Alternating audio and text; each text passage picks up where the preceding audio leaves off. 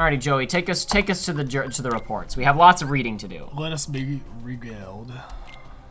So which one have we already read? Like, one of those we already had? Yeah, okay, so we got 9 and 12 to go. I should have expected nothing less from a Keyblade-wielding hero. Sora and friends defied the machinations of Organization 13 and rescued Namine. Namine was a witch who controlled the memories of others. Most likely, these powers were achieved through a special process when she was born. Namine is a nobody created when a young girl's heart left her body, yet she has no corresponding heartless. This is because the young girl, in this case, was a princess. Kairi, a resident of Radiant Garden over which I had ruled, was one of the 7 princesses that uphold the realm of light. With no darkness in her heart, Kairi produced no heartless, and instead of vanishing, her body remained in the realm of light. It's worth pointing out here, because a lot of people have wondered for ages, Kairi's a princess. Is she actual royalty? Was she royalty on Radiant Garden? Is she, like, related to Ansem? Mm-hmm. No. I feel like he would have said that there if he knew who she was beyond just she was a girl who lived in my town. Anyway, in other words, the body of a nobody called both the nobody called Namine and the heartless, proof of a lost heart, are extremely unstable beings who lack the bodies needed to produce a nobody. Therefore, they also lack Kairi's memories. One reason for this may be that Kairi's heart did not return to the darkness when separated from her body, but rather migrated to another vessel, deep within Sora's heart. None of this matters. It's them trying to justify why she doesn't remember her previous life like other nobodies do, and I don't think anybody really particularly cared, because it doesn't make that much sense anyway. It's just, heart, fart, Bart, gobbledygook, doesn't matter. Namine is an alter ego of Kairi, who has directly interfered with Sora's heart. Could this be why Sora and those whose hearts are connected with him were able to have their memories controlled? She is a non-being in the truest sense of the word. Having not become a true nobody, and with nowhere left to go, she is but the most fleeting of shadows. This is also critical to understanding, again, so this is a big thing that I'm focusing on in my rewrite of the opening of the Roxas sequence. You know how Diz wanted to kill Namine for seemingly no reason? Now, Ansem is a scientist, and as we know, he's a little bit proud too. He had some darkness in him after all of these excursions, and he was obsessed with revenge. He can't quantify Namine. She doesn't make sense.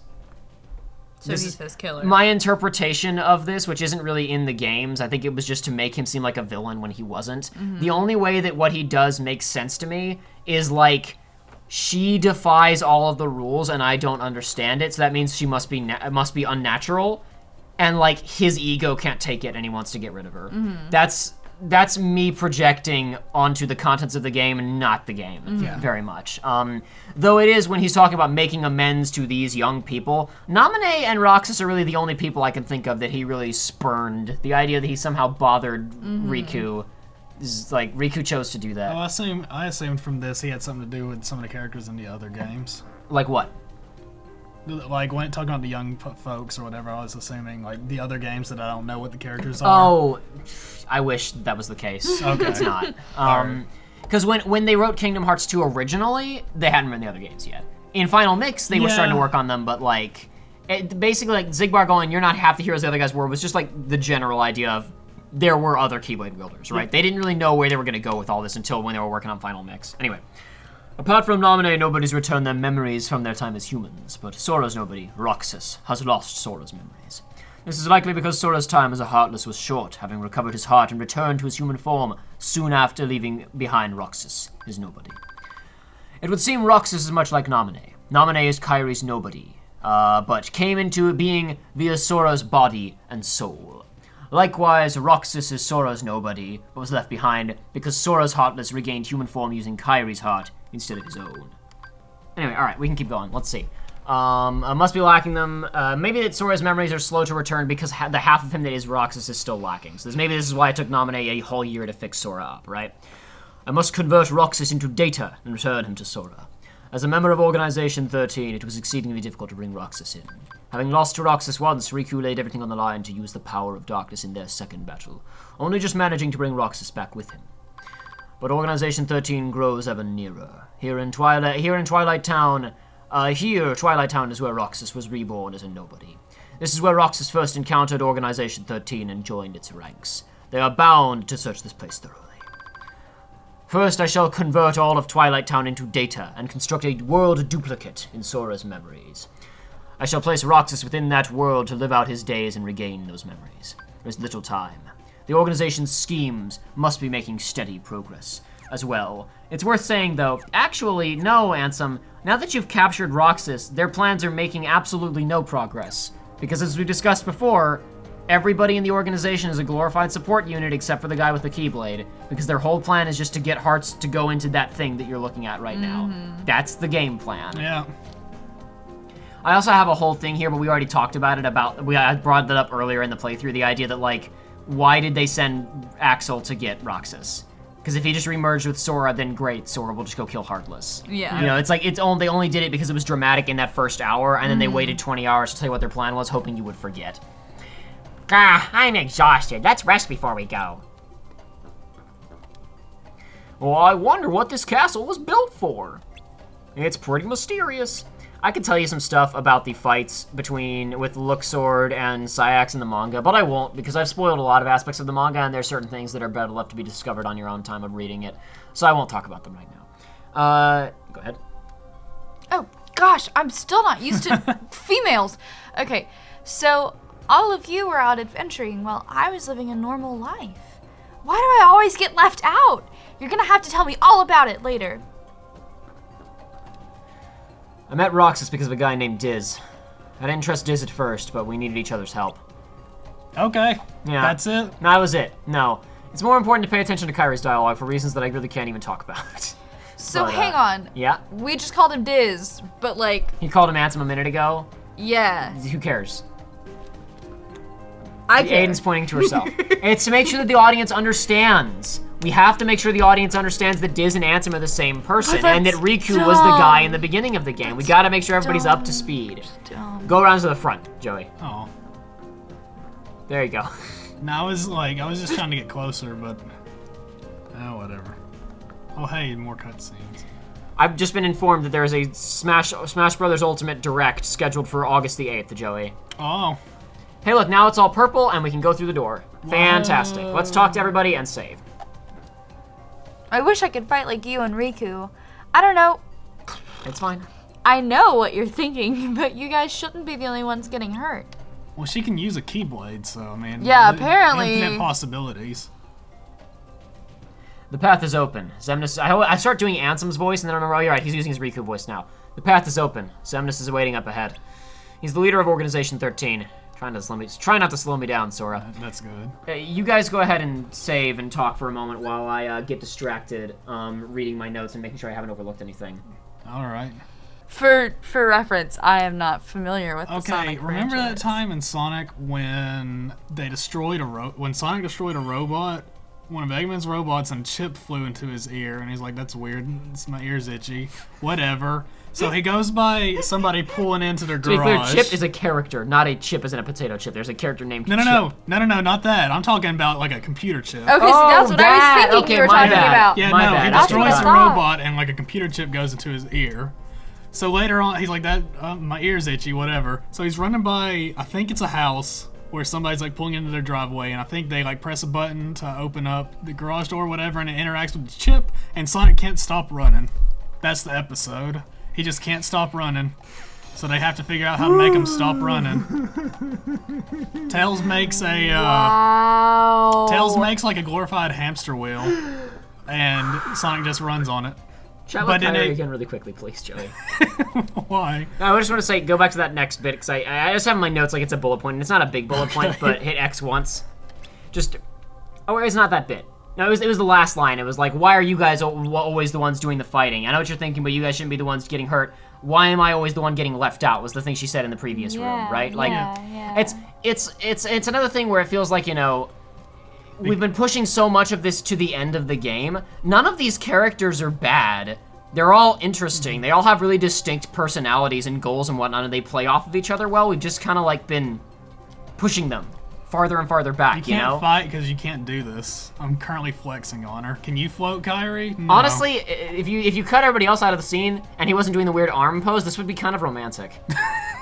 I'm seeing fan art of him kind of floating above her. You know what I mean? I'm sure it's been done. All right, so are we? Oh yeah, we're done. We're about to watch my favorite scene in the whole game. Oh boy. Get excited, guys. Anything could happen. Become excited. I can never tell when you're serious. I'm not being serious. Okay. This scene is ironically. This scene is. My enjoyment of this scene is predominantly ironic. Though there are some bits in this that are good, and I will be stopping midway to talk about some of the good bits.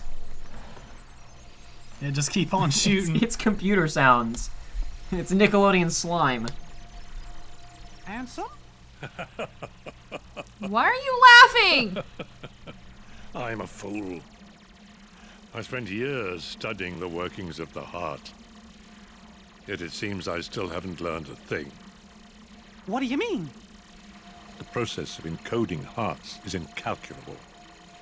The inhabitants of my twilight town were data created from real hearts. I was convinced that they would think and behave the way I had envisioned, but I couldn't have been more wrong. A heart is so much more than any system. I saw it when Roxas and Kyrie crossed paths. I knew, but I was too stubborn to accept it. It's always the same. I try to wrap my mind around things my heart already knows, only to fail. While I was trying to bring Sora back, I had so many plans in store. But once Sora was an acting force, they fell apart. All my research amounted to nothing compared with that one boy's heart. Handsome, I'm ashamed. So I just want to stop for a second, because a lot of that stuff with Ansem is kind of fundamentally busted from a writing standpoint. I want to be clear to everybody out there. I say this kind of stuff out of love. I want to point out how these games could be really good and just their shortcomings in certain areas. This is short, I promise. Don't worry. This has a lot to do with what I was talking about earlier about how, like, this character of Ansem, like, could be super interesting. Yeah. Right? But they won't tell us the story. All of this stuff should have been an observable character arc. He shouldn't be stopping to explain all of it to us here at the end, because we should have just seen it. We should have understood it because we experienced it, right? On top of that, the story that he's describing doesn't make any sense. He says that the people in the digital Twilight Town didn't behave as intended. When did they do that?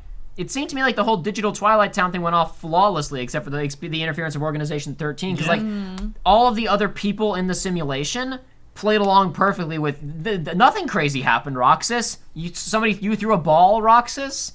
Like if they had been going, oh man, Roxas, we might be inside of a computer, I would count that as like misbehavior, but.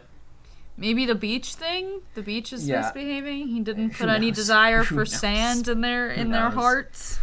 So he says that he had a ton of plans for what he would do with like his tons of revenge schemes before Sora woke up. But then Sora, being the loose cannon that he is, ruined all of them, right? How? What plans? Ansem's only stated goal is revenge. Yeah. And guess what? Most of the organization is dead. Precisely. But It he seems- didn't kill them, It so maybe seems it to doesn't me count. that he said that he wanted Sora to fly through the realm of light and destroy Organization 13. In the beginning of the game, when he's talking to Roxas, he's like, what I need, you reside in shadow. What I need is someone who resides in the realm of light, who can fly through the worlds and destroy Organization 13.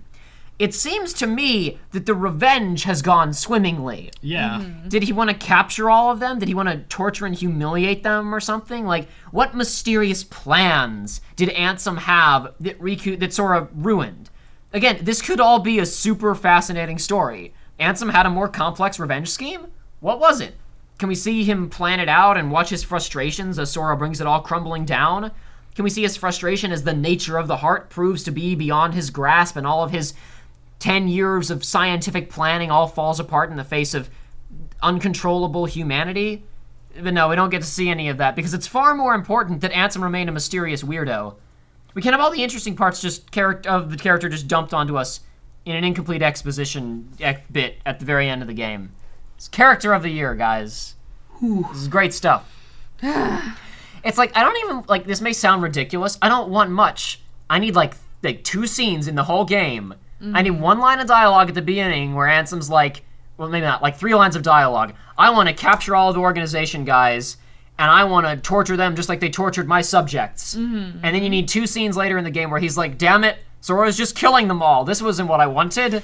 Like, I mean, that'd be something. Yeah, more than this. I don't Yeah. I don't need a lot. I just need a little bit. All the more proof that hearts cannot be contained by data. Because the machine's freaking Run, out. my friend.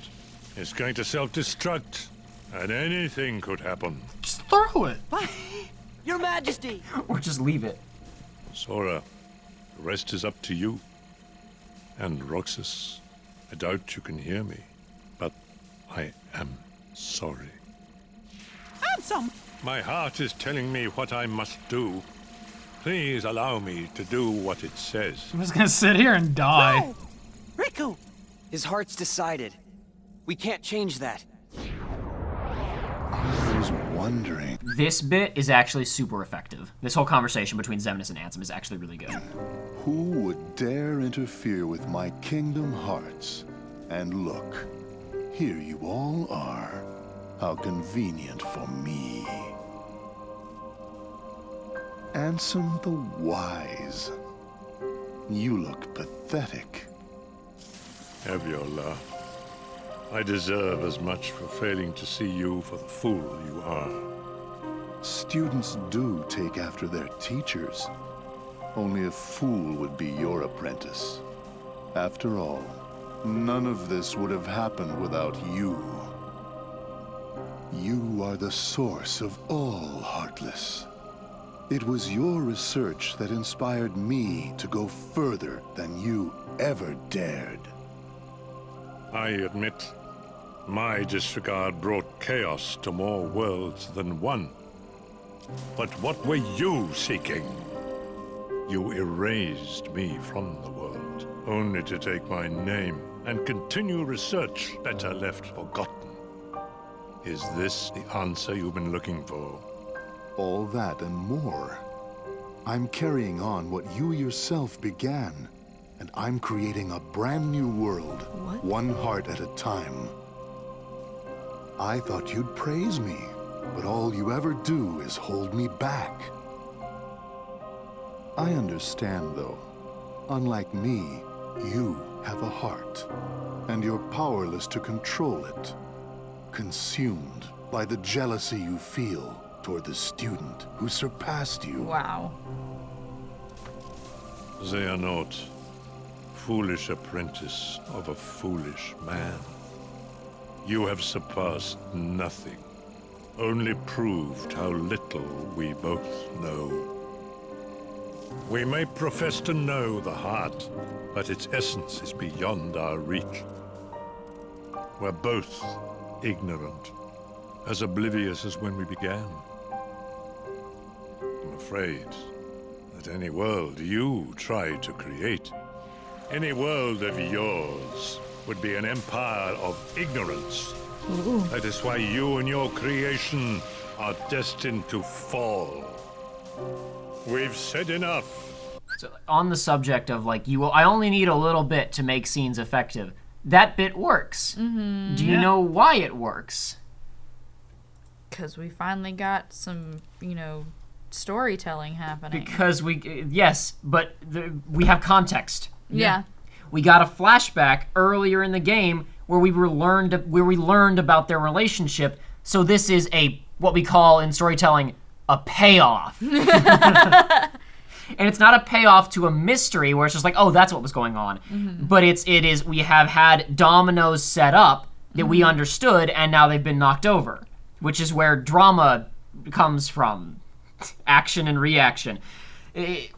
That's like, I so greatly appreciate when this game proves my points for me by immediately turning around and doing some things really well. And this is also where we get to some of the stuff that makes Xemnas and the Nobodies actually really interesting, like kind of starts to come out here. Because like, he's talking about, the difference between you and me. It's like, the first game, our villain was a scientist with no ethical qualms who was going to destroy the entire galaxy basically just for the lulz, right? We talked about, the thing about Ansem, Billy Zane in the first game is that, let's forget the fact that he's secretly the Heartless of some other guy. Yeah. Let's pretend he's an evil king. Ultimately, his character is just, darkness is awesome, and I think that I'm the best. He's a megalomaniac who thinks that evil is cool, right? Yeah. He only really becomes interesting because of his juxtaposition with Sora and like how the story plays out around him. Like he himself is not really that interesting, right? Agreed. What I like that they're doing with this guy in this game, our main villain is a nobody. He literally sacrificed his ability to feel emotions so that he could surpass his master in terms of scientific knowledge and mastery. Because they opted to do this to themselves. Yeah. This is just so much interesting stuff here. This is just under the surface. They just need to write like 3 more lines of dialogue. So, what happens when they get these hearts back? Okay, so this is getting ahead of ourselves because ultimately this is an element of the series that they explain very poorly. But it's not really a spoiler. It's just that they realize in Dream Drop Distance, like in a glossary entry. Oh yeah, we forgot to explain this. Crap. Most people had kind of figured this out already.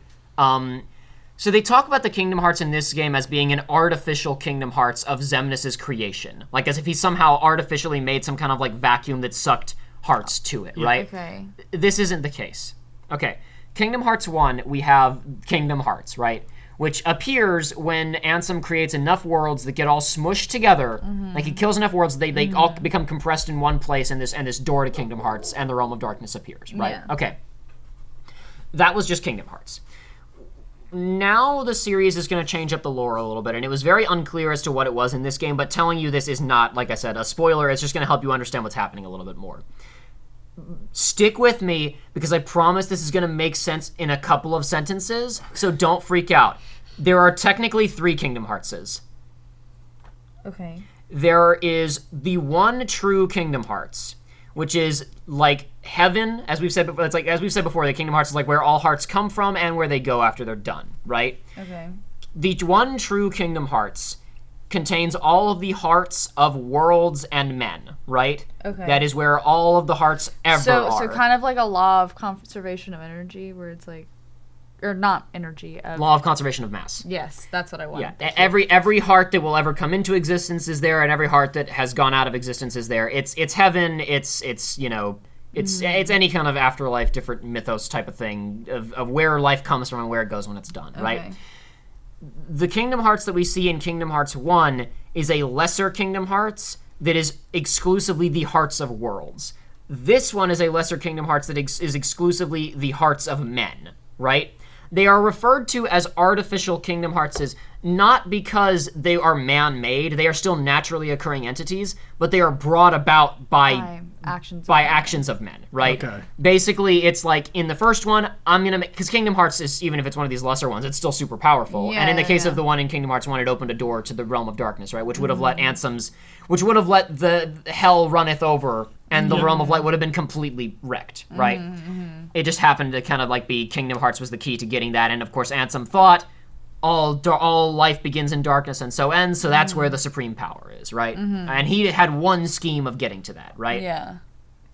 Xemnas and Organization 13 believe, for reasons that are never really specified, so we never really find out if this was the case or not. Basically, they think that if they fill up this Kingdom Hearts with enough hearts of men, then Kingdom Hearts will be... Some people have debated me on this, because I say this in my entire story video, and some people got very mad with me. There's two conflicting interpretations. Here's interpretation number 1, which makes more sense to me, since we saw Xemnas up literally talking to Kingdom Hearts, being right, hey, Kingdom Hearts, listen to me. Where's my heart? Be happy. Yeah. Give us hearts, right? Or whatever. And then, Syax was talking to it when he was dying, where's my heart, right? I think that they think that Kingdom Hearts is sentient, and if they fill it to bursting with all of these hearts, where they're all in this like nirvana collective state, then Kingdom Hearts itself will be grateful and bestow upon them new hearts. I think that's their thought process. Other people have proposed to me, no. The idea is that since they're all living in this castle right next to it, if it gets big enough, they'll like develop hearts by proxy or something like that, which makes less sense to me, but ultimately it doesn't matter because the game is almost over, and you may or may not have noticed, but their numbers have dwindled significantly. Yeah. So the exact mechanisms of their scheme are not exactly super important in this case. But anyway, so that's that's what Kingdom Hearts is, and that's what's going on. And it's not even that it's a big mystery; it's that they forgot. Like they kind of forgot that that they didn't explain all this stuff to the audience more so than anything. Honestly, it's not even intentional. Like what I just told you is officially cleared up in like a glossary entry in Dream Drop Distance. Oh Okay. boy.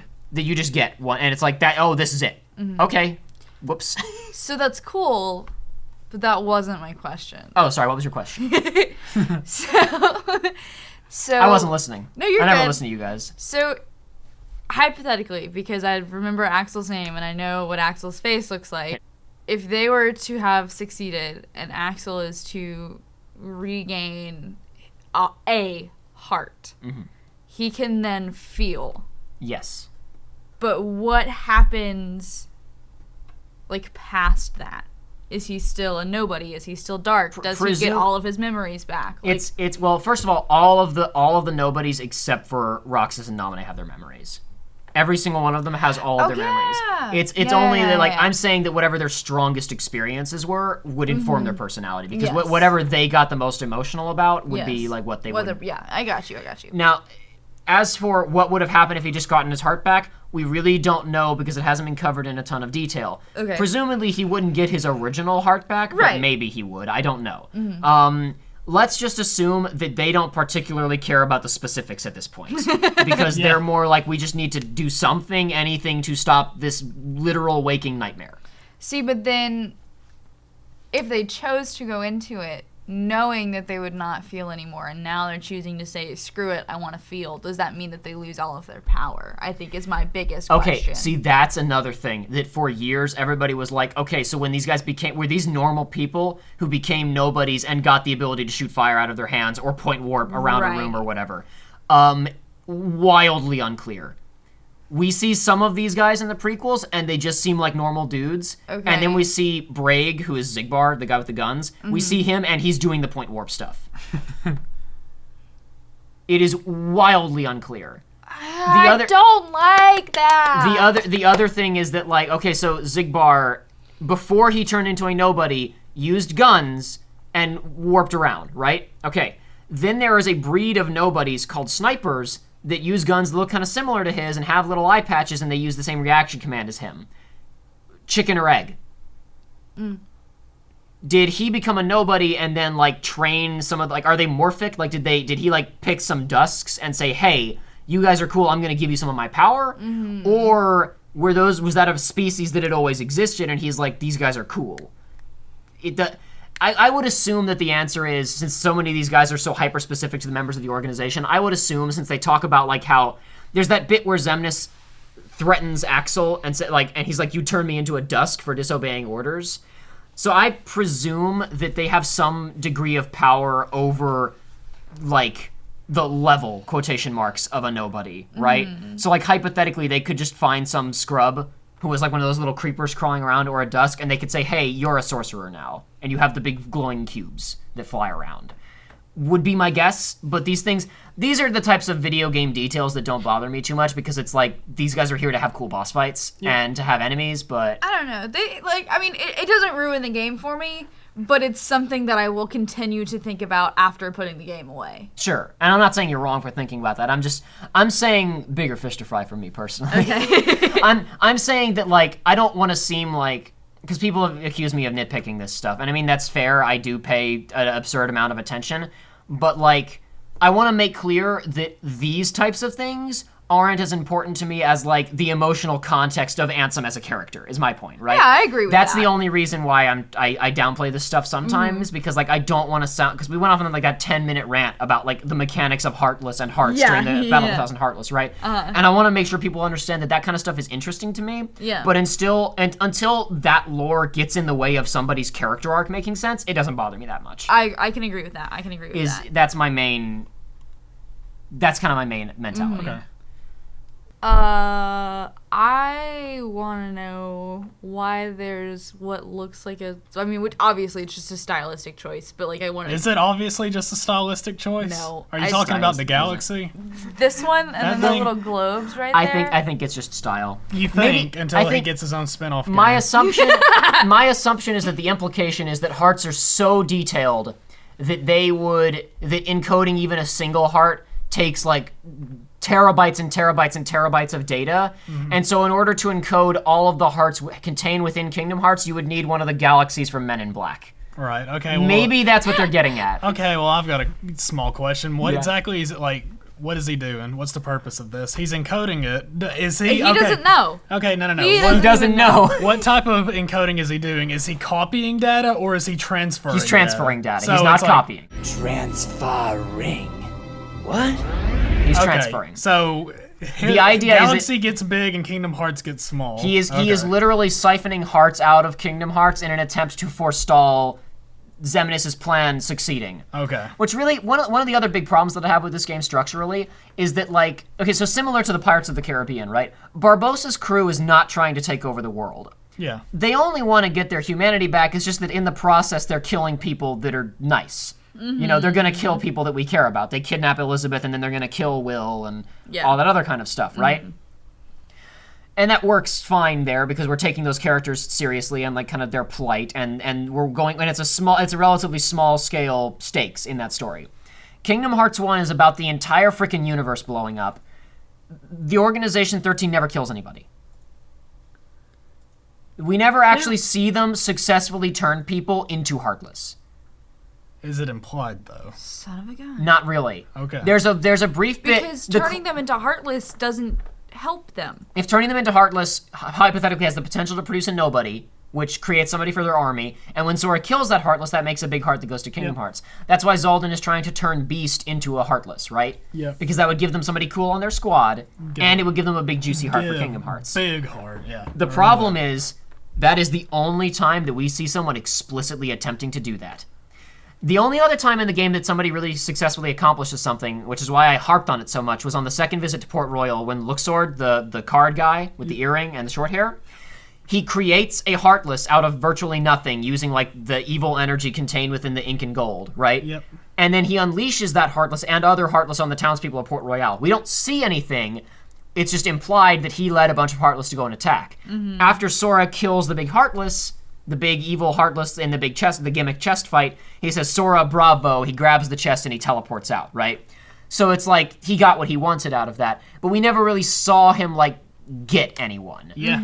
If I was gonna rewrite this game... Okay, but do you think that's just because, like, we can't say Censorship. kill? Yeah, I think, that's why I think that the better way to, if I was gonna rewrite this game, here's the big twist to the plot that I would have them do, right? First of all, I would either A, limit their teleportation ability, or B, give them some reason that they can't teleport inside of Radiant Garden. Like, it doesn't matter what. Maybe there's some kind of magical protection around it. They can't teleport in, right? They can teleport in Radiant Garden. I know. No, he's saying- pretending. Oh, you're saying- This is oh, my you're this is my pretending. hypothetical. Yeah. What I would do to fix up the story of this game, Okay. right? So stick with me for just a second. Let's say that at this point they've been doing this for a little while. The rate of acceleration on people let's say that they've spent the last several years of their time killing Heartless and like trying to figure out how to fill up this Kingdom Hearts, right? They've got it sorted. What we need to do now is turn people into Heartless really quickly. Now, we did a lot of that back in the past, but we did it all using machinery that's in the basement in the old castle. That's why they can go in there. And then the Battle of 1,000 Heartless wouldn't just be a big thing that happens, it would be them taking a major offensive to try and acquire that equipment. Yeah. And the other big thing that I think would be important is that would help. So you know how I've talked before about, like, we talked about the Tron bit, right? Where it's like Sid and Merlin, Sid from Final Fantasy VII and Merlin from Sword and the Stone, deliver a computer program to Leon and Aerith, to Squall from Final Fantasy VIII and Aerith from Final Fantasy VII, to give to Tron, Donald Duck, and Goofy and Sora to kill the MCP, right? Like, it's wild. And I was saying, I wish the games were like this all the time. What if the plot was, as we were going around, they don't have the means to turn people into Heartless yet, but what if they were just kidnapping people? For later. What if you go to Mulan World and at the end of it, Mulan gets snagged? Or Shang, or whoever else. Beast gets grabbed. Doesn't matter. When you get to the ending, Kairi's in a prison with all of these other people. And at the very end, you break all of those people out, and you have a big, long sequence of procedurally pairing up with all of your party members from throughout the game to beat all of the villains as you break everybody out. Yeah, have like a sounds second legit. sequence of like what we were doing to get to the Battle of 1,000 Heartless, where we were just getting random not really random partners, but you were getting to see everybody fighting in the areas.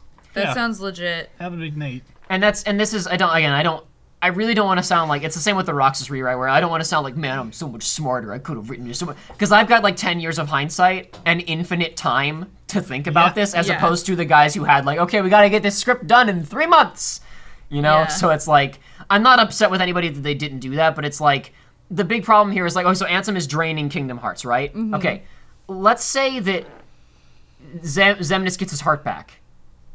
Great, what then?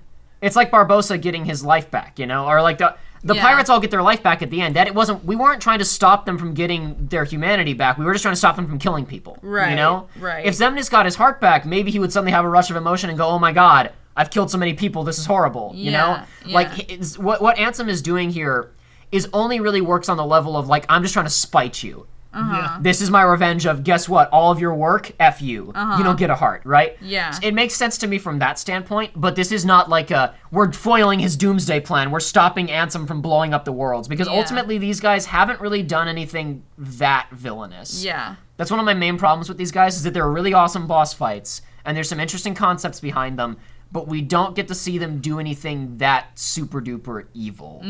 That's the main thing, is that I wish we'd seen them killing people. And it's hard to do that in a story like this, Where you can't say dead. but you can imply it, I'm sure. We implied that billions of people were dead in Kingdom Hearts 1. Yeah. Yeah. If we just had them talk about, man, oh man, that was a real workout last week, taking out that whole town, like that's all they need. We don't have to see it. Yeah. Just have one character. We have Axel like say that at one point, right? Man, what a drag. I'm tired of going around and raiding villages and turning people into Heartless or whatever.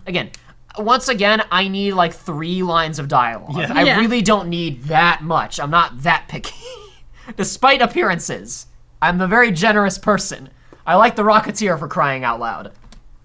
I'm trying to hit go, but the controller turned off because we were sitting there for so Riku, long. you know what to do. Riku, you know what to do. King Mickey, my friend, forgive me. Farewell. Kaboom! But why? Because it's dramatic. He had to sacrifice himself. No, he didn't. He Yes, he died for did. nothing. He died for nothing. He's literally accomplishing nothing. You literally Kaboom! There he goes. throw it off the edge or walk away. Either way, you're walk behind, like, get shielded by Riku. Like, Because apparently he's some big bad Apparently boy. Riku knew what to do, which was stand in front of the other people. I guess he must have talked about this with Riku ahead of time. I'm gonna shoot the thing with the thing, and then I'm gonna blow up. and I'm gonna shoot the thing and then I'm gonna die. But anyway, so basically all of the hearts that were inside of the machine are now like just spilling out everywhere. They're not in Kingdom Hearts anymore. So he mildly inconvenienced them. I like this shot. Because again, even though these guys Yeah. don't have humanoid form, all nobodies supposedly have will and consciousness, right? Yeah. They all want the same thing as the guys from Organization 13 do. They're all working towards the same thing, even if they aren't as strong. Though, as Joshua kindly pointed out, again, those guys are purebloods, not Emblem Heartless. So that didn't make any sense. But whatever. Under your new rules, where all the Heartless doesn't matter. Whatever. I don't care. Well, now the city's not empty anymore. Yeah, it's full of. Yeah, maybe all of the like nobody armies just like they hang out in apartments and whatever. In the manga, they treat it really comically. Like the Dusks are like janitors when they're not out attacking Sora or that's whatever. They're great. just like mopping up around the base. Oh no, that guy I just met. Riku! Hey! Oh wow, that really didn't have much pull, did it? Riku! Where'd you get your blindfold again? Where'd you get your This- Yorha blindfold? I'll explain the blindfold in a few minutes. Wow! That is a great look on you, Sora. Ansem did say anything could happen. Yes, really, that's the justification they're going with. When he said, get out of here when the machine explodes, anything could happen. We'll talk about that in a minute, though. There's still some good stuff in this scene a little bit, so. Riku, you gonna take that off? Oh.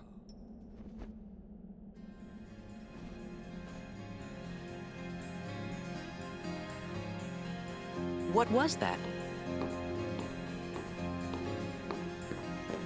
His eyes couldn't lie. Lie? Just, Just who were you trying to fool? God. Huh? Huh? Myself. Riku, come on, man. Why did you try to do so much on your own? What? The blindfold was stopping him from turning into Ansem. Ansem's presence in his heart was getting stronger, and he needed to do something to contain it, and the blindfold contained it because it was in the secret movie from Kingdom Hearts 1, and they didn't know what it was supposed to be, so they had to do something with it. He wore this because it's a pretty cool look. The best theory I ever heard, which was like pre-Kingdom Hearts 2 coming out, when that secret movie was a thing, right? And it was like, who is that guy with the blindfold and the white hair? Is that Riku? Like what? Because that cutscene is so wild, because it looks so unlike anything else that you've seen in Kingdom Hearts so far, right? This setting and these characters. One of the theories at the time was Riku blinded by the light at the center of the universe when he was inside of Kingdom Hearts or something?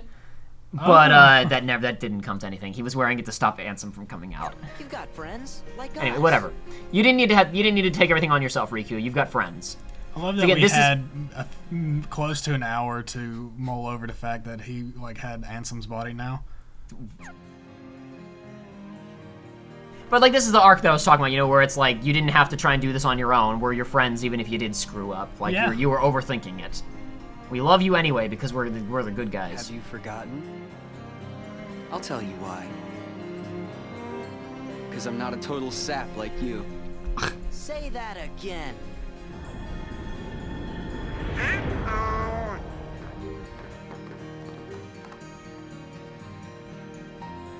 They're doing something. They're going what for it. What should we do, Riku?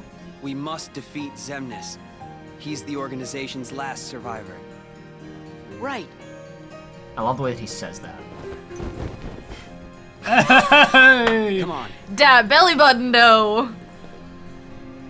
Okay, so now that we are out of this scene, actually, there's some good stuff in there. Like again, like the same arc stuff that I was talking about Riku a moment ago. God dang it, another one. Let me talk about why I'm triggered by that last scene.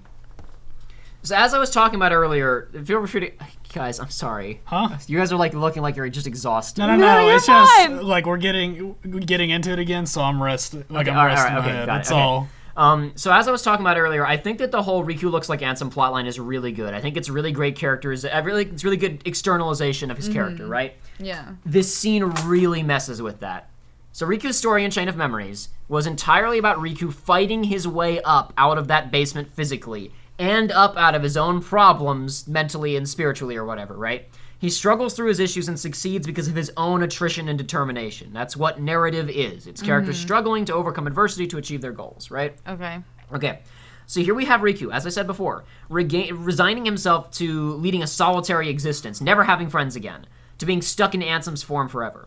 Once again, he should go through some kind of big character arc. He should find some way to overcome this condition. And by his condition, I mean both the physical changes he's undergone and the mental decisions. The actual literal source of his problem is a lack of love and affection. His actual deeper problem is his self-perception, his belief that no one will accept him. Right. The problem is just revealed by the change in appearance, by the lore stuff, you know? But the problem is the self-perception and a lack of love and affection, as I just said.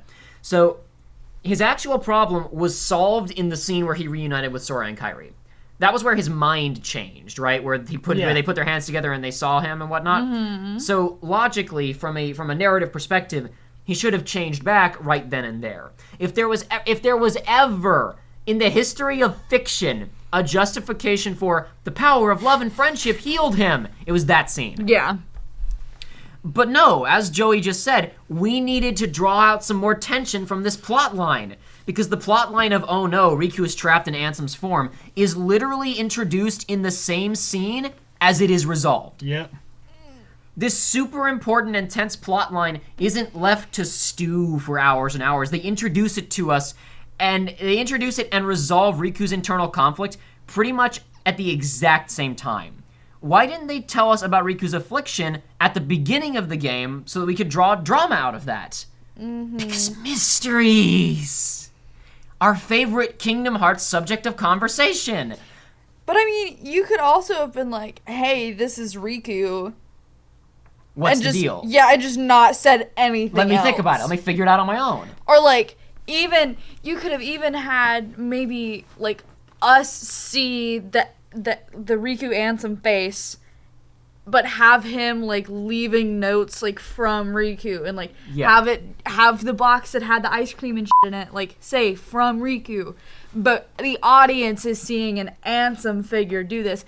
That's still mystery. Only once do we see the Ansem figure do it, though. It's like everything Well, else. no, we only see Ansem, quotation Yeah, marks, take one- off the hood the one time. Once. Yeah, Yeah, after but, like- that, it's mysterious hooded figure. But it's still mystery. But it's still, hey, Riku's name is getting tossed around at least. Sometimes. It's the weakness of, like, when I've said second playthrough this game doesn't work so well because, Yeah. like, the Once you tension of know. Ansem is back doesn't exist. So every scene with him until the end of the game doesn't mean anything. Oh, It's boy. so you know, because we needed to draw some tension out of this plotline because otherwise there literally wasn't any. We kept him in the Ansem form for a few more scenes where he did absolutely nothing of significance, and then we healed Except for him. move Kyrie out of the way. And then we like, healed once. him with a machine that could have done anything. Yeah. If we'd actually been told, you know, the story from the get-go, then there would have been tension throughout the whole game, and then he could have been healed in the reunion scene, and it would have been great. It would have been a major payoff. We would have been told right at the beginning of the game, oh, Riku is trapped in Ansem's form, and he's resigned himself to it. Will he ever recover? And then that reunion scene would have had this big emotional climax that the whole game built up to. I'm not trying to discredit what you were saying. I'm just reading what I have written in my notes, and everything you were saying is also Like, we valid. didn't even have to have Sora witness it, just us as the viewer, so we could be like, well, Exactly. how will So we can Sora follow react? his Right. arc. That's what I'm saying. That's Yeah. what I'm saying. Like, Sora doesn't have to know. Sora No. could just see, you know, from Riku. Riku's, I don't know. I kind of like him, like, maybe thinking dead, but, like, also having never seen him. How long has this been here waiting for me? Like, you kind of, there are a lot of things that you could play with, but they just didn't. They just kind of didn't. Like, So it could have been this big emotional climax the whole game built up to, but instead, we don't have that. We waited until the reunion scene to reveal what was going on with Riku, but we still need to draw tension out of this, so we have him stay Ansem for like 20 or 30 minutes just to squeeze extra tension out of it. If we hadn't been so preoccupied with making the game mysterious, then they wouldn't have needed to do that. That's the key thing here. For people who think that I'm making mountains out of molehills with this whole mystery thing, that's what I'm trying to get at. We wouldn't have had 30 minutes of half-baked tension. We would have had a whole game of tension. That's what I'm ultimately getting at. Whatever intrigue was created by the mysterious, ooh, who is Ansem business, it would surely pale in comparison to the intrigue created by a serious emotional subplot regarding Riku's personal journey and mental health. Yeah. Or, at minimum, a mysterious plotline that tells us more than actually negative information by actively lying to us about what we should or shouldn't care about. Yeah. Like you were just saying, right? yeah. But now this magical anything can happen, with this magical anything can happen machine, we rob this character and this entire arc of meaning. Instead of him learning a lesson or changing or struggling through his issues like he did in Chain of Memories, the script arbitrarily solves his problems for him. It's infuriating. I hate it. I tell you what, if this game doesn't do something really, really cool to make up for it soon.